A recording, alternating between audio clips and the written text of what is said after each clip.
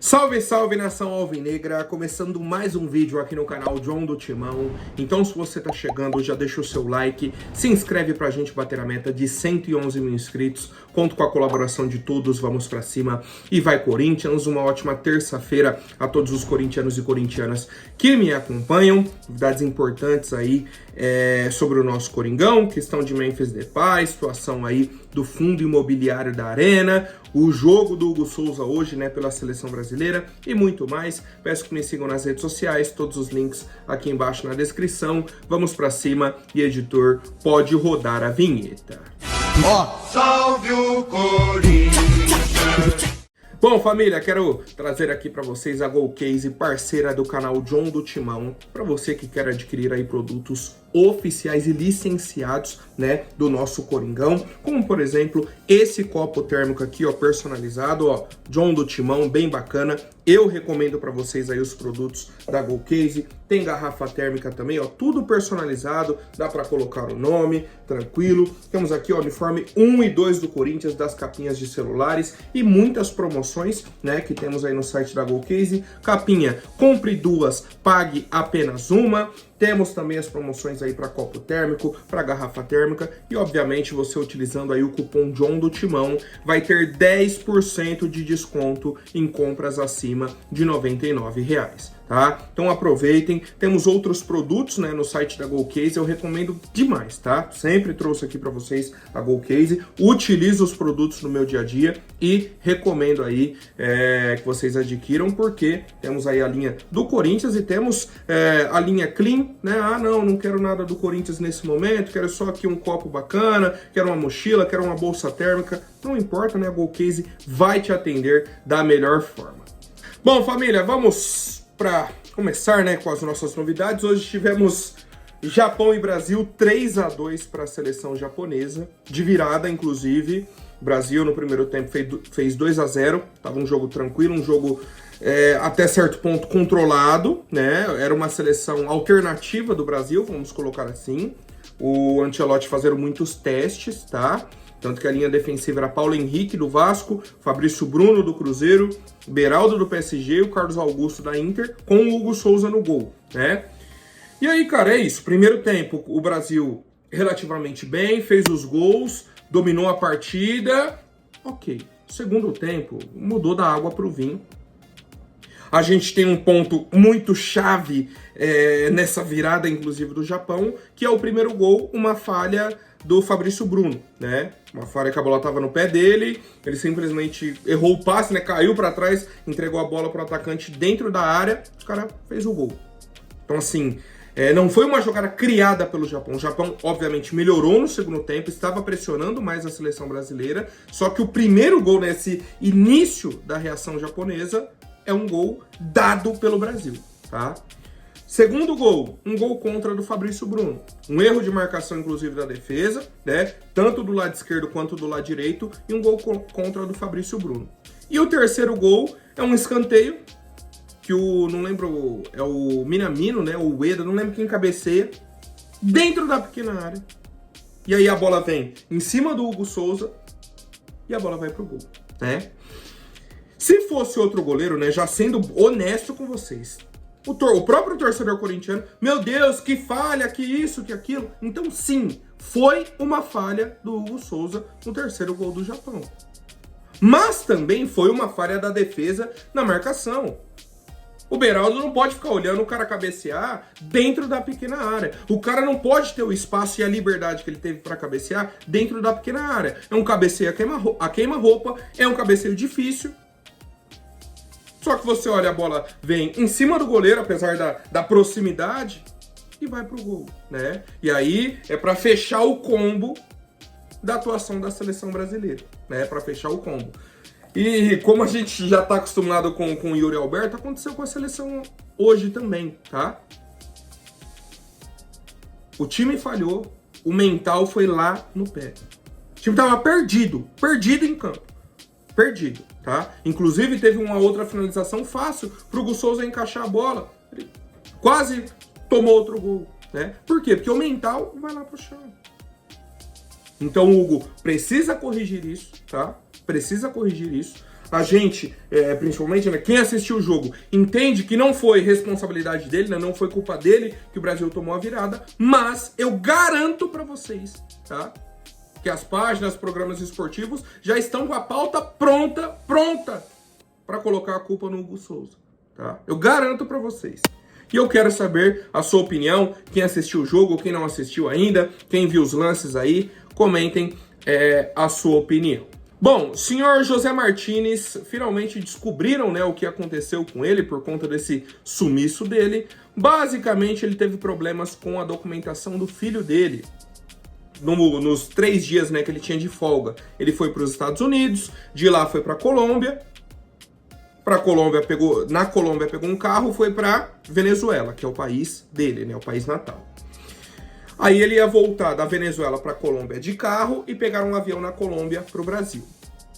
Quando ele foi voltar para Colômbia, né, de carro, a fronteira estava fechada, não deixaram ele passar por conta, né, do conflito que está acontecendo aí entre Venezuela e a Colômbia. Aí ele já atrasou um dia. Depois ele conseguiu passar, chegou na Colômbia. Quando foi viajar para o Brasil, deu um problema na documentação do filho dele, porque o filho dele é norte-americano, nasceu nos Estados Unidos e não tinha a documentação da Venezuela. Então não tinha o visto para viajar, estava com todo o problema. Não deixaram ele viajar. O filho dele, no caso. E aí ele falou que não ia viajar sem o filho dele, voltaram para Venezuela. E aí os dias foram passando. Ah, tô tentando resolver a documentação, isso e aquilo. E aí ele vai voltar, se eu não me engano, hoje à tarde é o voo dele pro Brasil. E pelo que eu entendi, ainda sem o filho dele, tá? Ainda sem o filho dele, que a esposa dele tá correndo atrás aí dessa documentação.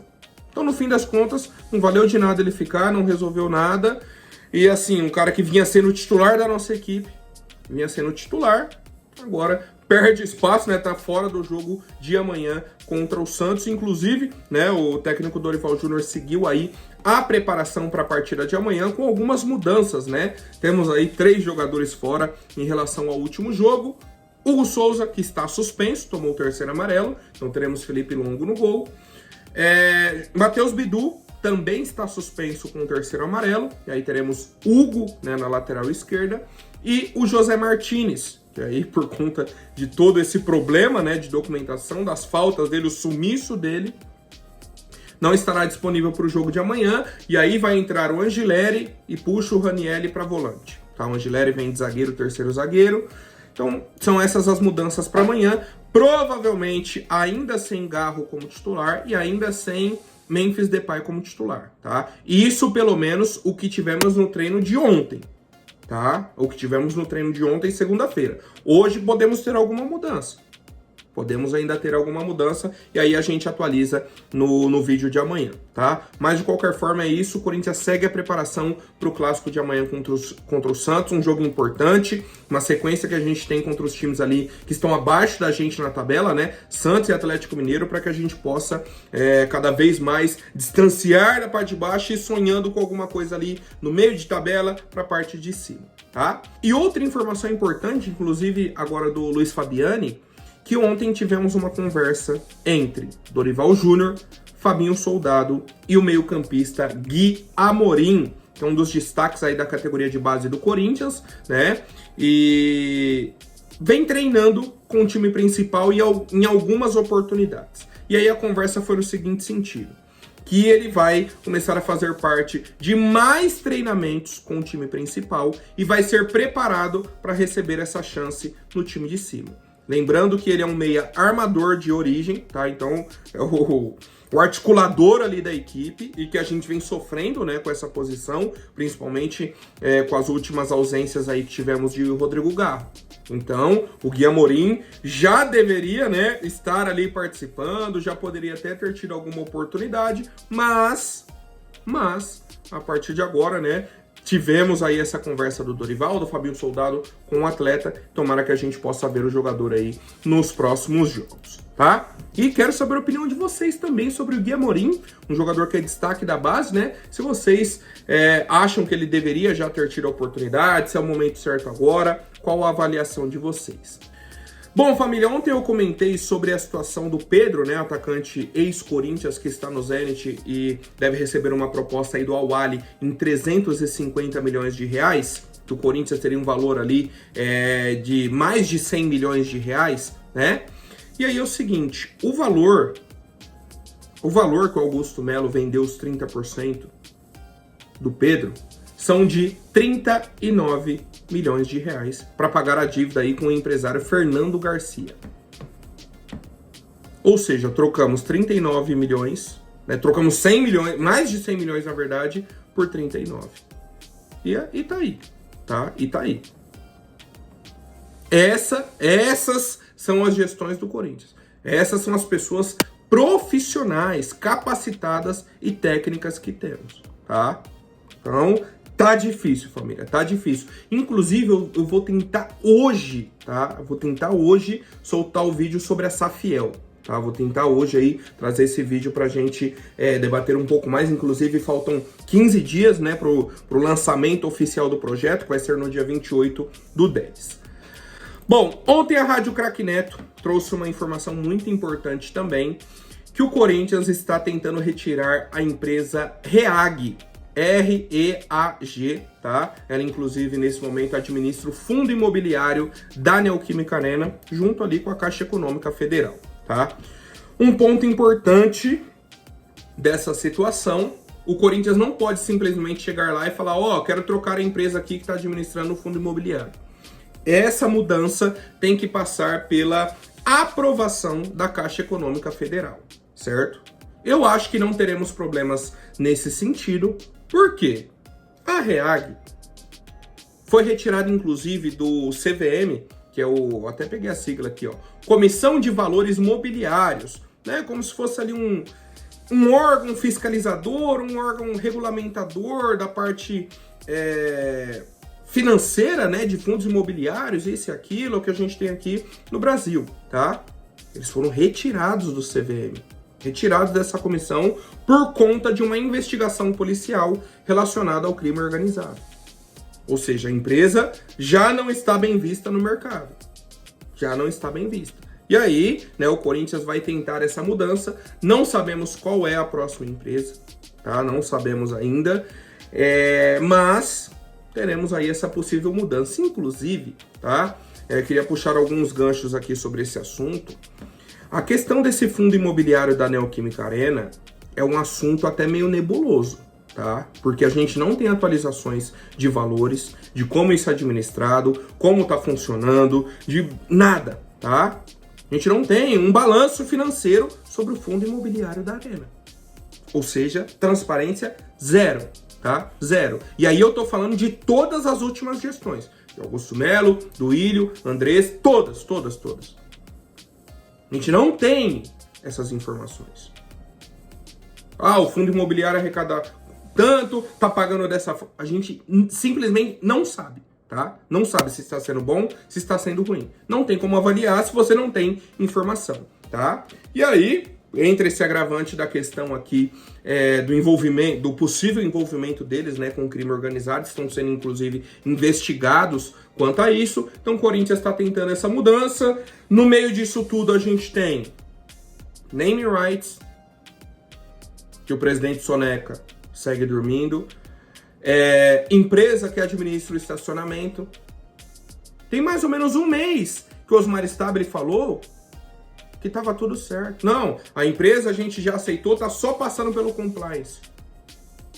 Seguimos sem informações. Então, assim, de uma situação, né, a gente vai puxando outros ganchos e a situação segue complicada, né? Aguardamos aí mais atualizações. Bom, família, e a última novidade é sobre o Memphis Depay, uma informação do portal R7 Sports, que o Fenerbahçe da Turquia estaria interessado na contratação do atacante holandês da equipe do Corinthians. Vale ressaltar algumas informações importantes. Ele tem um passe avaliado ali em mais ou menos 10 milhões de euros, estaria ali um pouco mais de 60 milhões de reais, né? Um valor considerado baixo para o padrão europeu, e o Corinthians tem apenas 50% dos direitos econômicos do atleta. O contrato dele com o Corinthians vai até julho de 2026, então ele tem menos de um ano de contrato com o Corinthians. Aí eu já comecei a pensar, pô, se eu sou o Fenerbahçe, tô interessado no Memphis, né? Aí a janela vai abrir só no fim do ano. No fim do ano, ele vai estar com apenas 6 meses de contrato com o Corinthians. Porque o contrato dele vai até o final de junho, né? Vai até a Copa do Mundo. Por que eu faria uma proposta para o Corinthians? Sendo que eu poderia assinar um pré-contrato com o atleta. Ó, acabando ali, Copa do Mundo, você já vem para o Fenerbahçe. Então já fiquei com o pé atrás sobre essa situação.